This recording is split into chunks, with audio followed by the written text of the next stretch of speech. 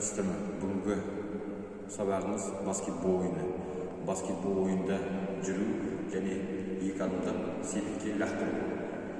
Ең бастысы жаңағы қыздыру жаттығудан бастаймыз. Екі қол белде, аяғымыз иілген жерге жаттығуын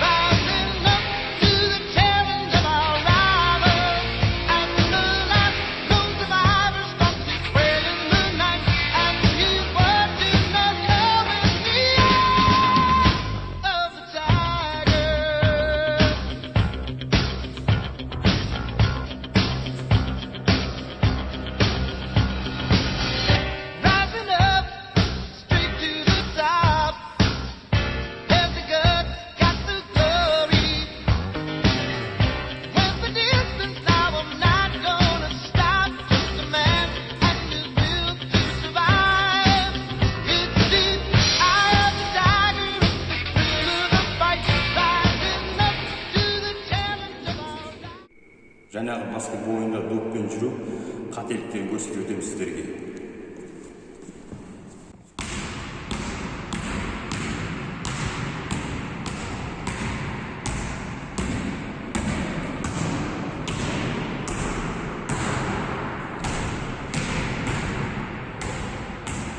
Ал енді баскетбол ойында жаңағы дұрыс жүру техникасы.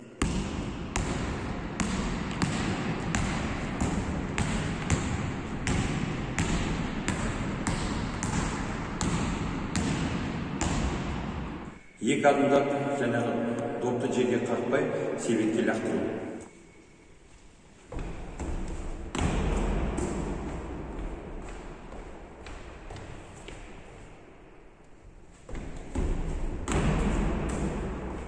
Енді допты қағып, екі адымдап себетке лақтыру.